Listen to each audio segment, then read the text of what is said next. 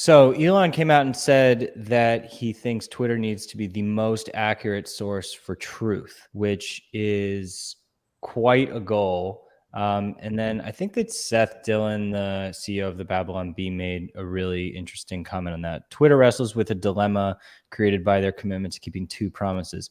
We will not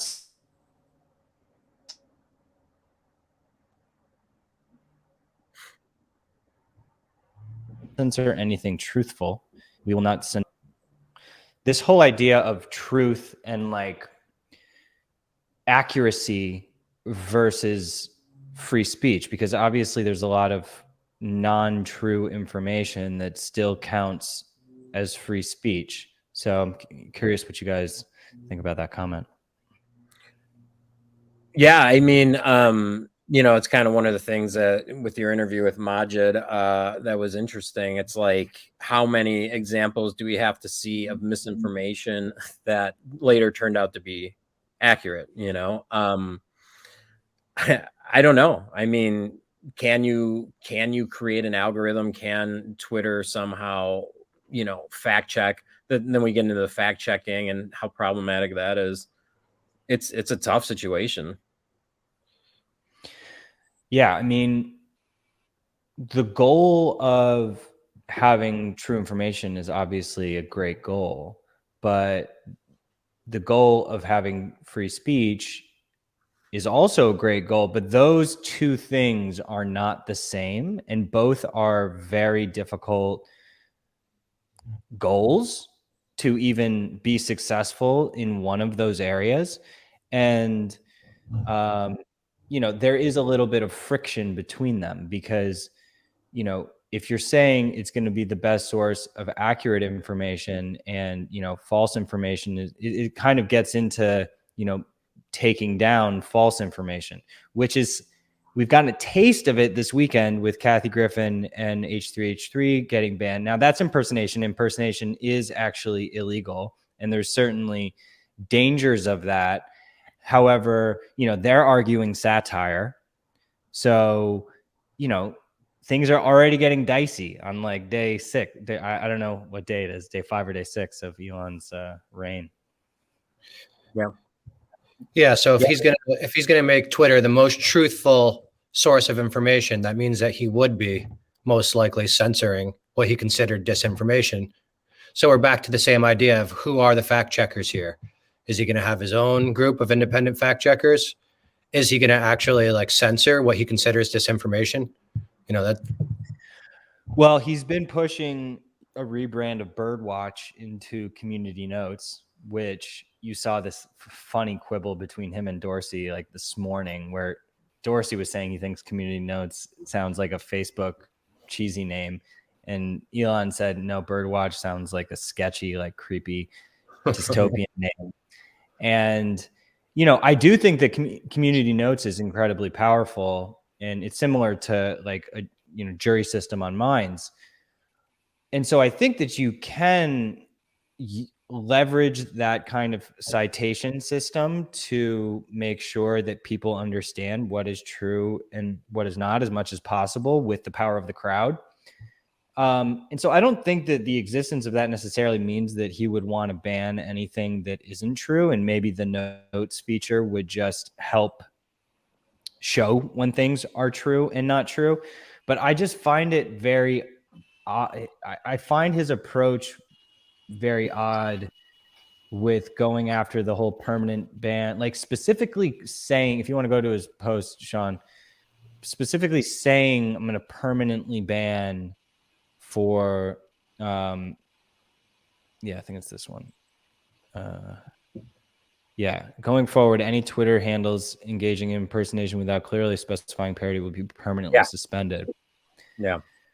Which is just interesting that he's coming out and using language like that, when a lot of what people were expecting was that we were going to be seeing like paths to redemption, and that permanent suspension was actually not really going to be a thing.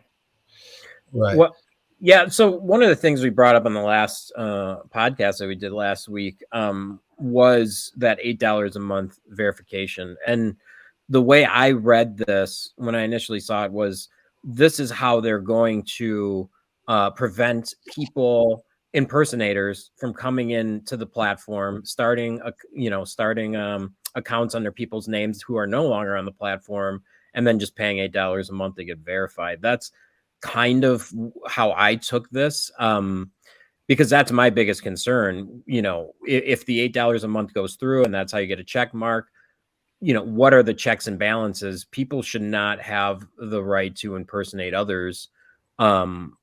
We see it on Twitter. There's a fake Donald Trump account that thousands of people think is his real account. There's a new one every day that keeps blowing up, and people are just using it to grow huge channels. They're just pretending that they're Trump. But I mean, why didn't they just make it so that if you get verified, you can't change your name after you get verified, or you lose verification after you change your name? He said that they were gonna add that after. It's just funny that like this is waterfall development that they're doing. Like why did they rush so much only to create this huge controversy that it was totally unnecessary? Yeah. But I mean, they have to have. I mean, that was the blue check mark. That was always the verification process, right? Like, you are who you say you are. And that's why a lot of accounts struggled to get that verification, because it was hard to pin down who was running it and, things of that nature. But, having that $8 a month, which I think is a good idea ultimately. Yeah, there needs to be a way to police that so people aren't impersonating others. So I get it. It makes sense. Rather than banning, Kathy Griffin and Ethan Klein, why not just remove their verification?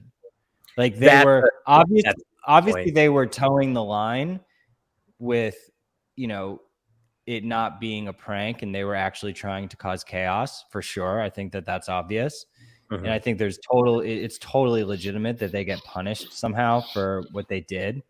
Obviously they were going to do that, though. I mean, Kathy Griffin is Kathy Griffin and Ethan is Ethan.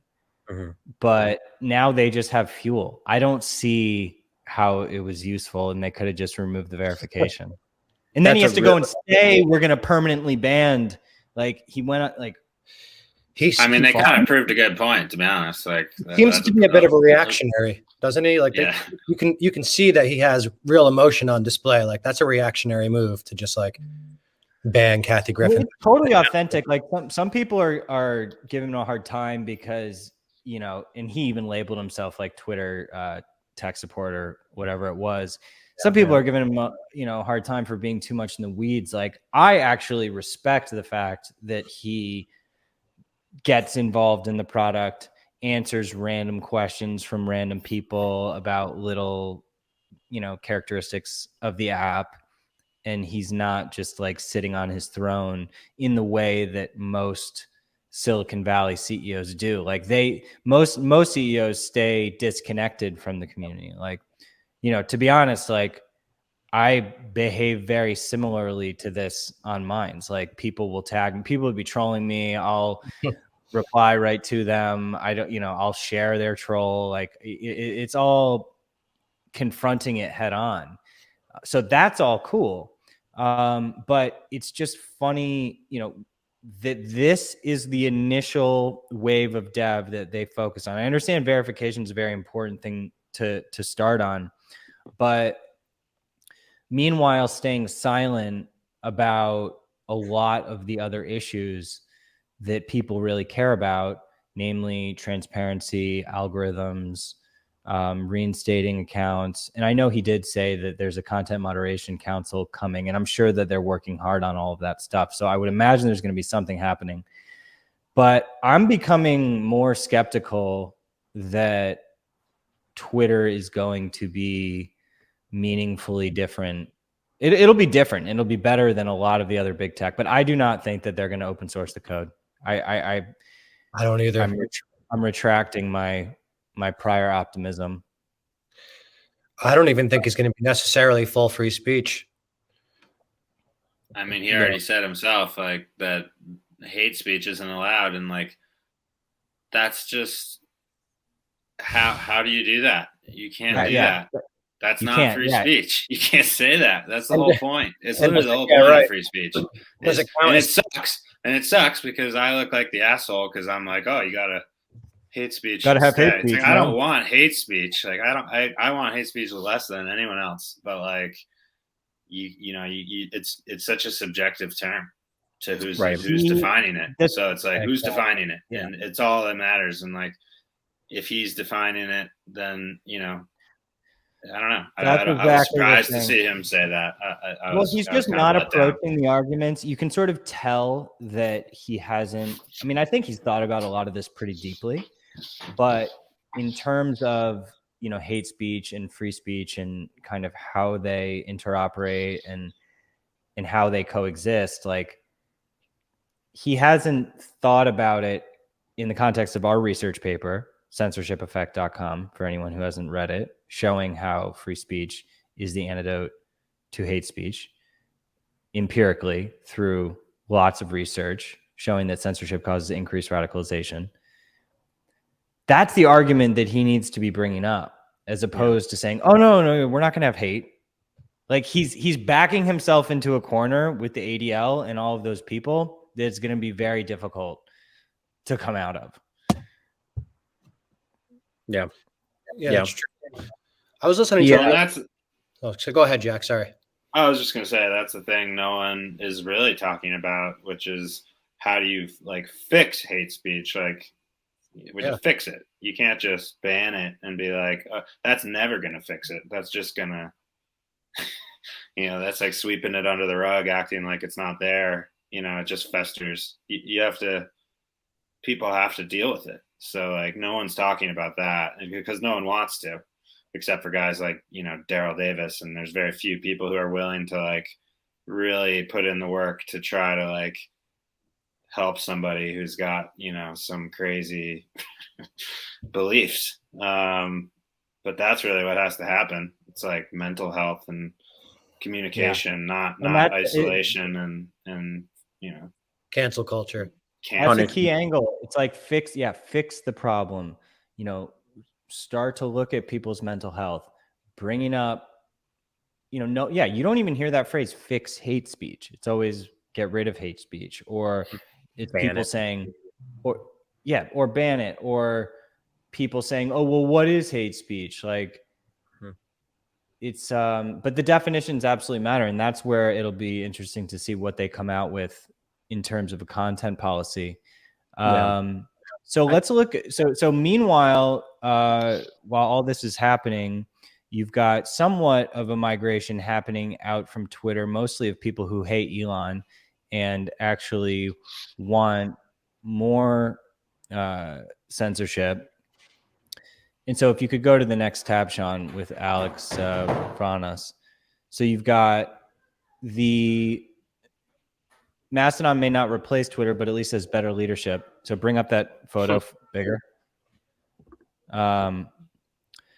So this is Mastodon doesn't have a CEO. It's a nonprofit, but I think that this is a CEO of like of a company that maybe is built on top of Mastodon. And for anyone who doesn't know, Mastodon is a federated social network that is open source, but their core team is very pro censorship. So you can see him saying, Nazis are bad. I don't want to give them a platform for recruiting. And then, just sort of the same age-old argument between someone on the right or alt-right, or, maybe this person is a Nazi. I have no idea, or maybe not. But regardless, this is the age-old argument that is just a totally unproductive take on the whole situation. So, this is what's happening. Mastodon is absorbing a lot of the journalists and, the old intelligentsia of Twitter because they're all disillusioned with Elon. And meanwhile, you have people going to Mastodon, which is pretty much the same ideology as Twitter, though it is built on, I would argue, a better infrastructure because it's at least open source. But it's really interesting that this is, and then also that other site, Tribal, which is called Tribal, and they're saying that they're going to censor, everything. Yeah. So this is where people are migrating to. They're not, really, it's a migration away from free speech. But then simultaneously you have, Ethan and Kathy saying, oh, this isn't free speech, Elon, which maybe they even do have a little bit of an argument on that. But it's like, for some reason, the people leaving Twitter, it seems like they don't know what they want. It's like they want free speech, but they don't want free speech. Yeah. Yeah. I really liked your solution, Bill, of taking away their Twitter verification. The more I think of that, like, because impersonation is a real problem. Like, you can argue, Kathy and h3h3, they can argue that it's not, but it really is. But yeah, the permanent ban, probably not a good idea. And then also raises a question with how many satire accounts there are, like, when you're looking at stories, when you're looking at content and stuff, sometimes it's really hard to know what is real and what isn't. And, the accounts are not required to have satire on them. So sometimes, I've fallen for this before, where I see like a really bad take and I didn't realize it was satire, like, what's the answer there? Do we just, can those accounts then get verified? Because now it looks like a verified person making wild statements. I think they can. I mean, Tim brought up the suggestion, just do like a verified badge with like a jester hat on it. Yeah. That's a really or good some idea. which gets into kind of subsets of badges. It's like verification is one thing, but then there's other types. And yeah, I mean, I don't know. I look at Dankula. I mean, Dankula is OG on doing this kind of stuff. I mean, he was going viral for like the past year, changing his name and like making people think that he was some sort of I forget what were, Sean, you probably know better than I do, what some of the pranks he pulled this year. There's so many, but it's not just Dank. I've seen other blue checks do it. Yeah, where they'll change their name to. But I guess, like, in the case of Dank, though, I didn't really see him impersonating others, but I do see like funny, like, I'm not saying impersonating, but it's the same argument. Like, Ethan whatever's will trending, make the same argument that, and I think that, and correct me if I'm wrong, but I'm pretty sure that Ethan put satire in his banner and bio, but he didn't put it in his name. And it's like Elon was trying to say you have to put the words parody in the name. Oh, interesting. I didn't know that. Yeah, there's something weird going on with that, which, again, it's just it's just chaos, and it seems like he's kind of getting pulled in all of these different directions, and I don't know. I think he needs to focus on the core principles first, and have firm stances on some of these core principles, and then build from there. Yeah, but in any case, the one of the things that you brought up with the interview with Majid that I thought was very interesting, I didn't know this. Facebook Messenger is the #1 source for child pornography on the planet, which I was like kind of just blown away by that. What, like, Bill, like, from an engineering side, Majid brought up a really good point. He's like, if I put up something that's deemed information or it's political or whatever the case, like, the platform's able to like label that and flag that immediately. Why are they having such an issue with, like, terrible content such as that? And what's the issue there? How are they able to like silence speech so quickly, but when it comes to, like, the dredges of the internet, it's like harder? Yeah, I mean, well, it depends on how sophisticated your AI is and like computer vision for processing and like detecting these different images. So, and obviously I think that Twitter and Facebook and big tech typically have, super advanced tools for doing that. So yeah, I don't really know the answer. I mean, I know Eliza has been going hard after Elon for kind of not bringing up the issue for the first week or so. But I mean, I think that they are decent at it. I don't like what's interesting. I haven't heard from Eliza. Like, I don't know how bad the problem actually is on Twitter. But I mean, they do have tools. So I'm kind of I'm not fully understanding your question. Like, It's you're just, saying why is the problem so bad? Assuming they have really good detection tools. correct. Yeah. I mean, yeah, I don't know. Maybe Twitter's tools aren't as good as Facebook's or something. But Gotcha. it's hard. I mean, we luckily, have, almost none of that content historically.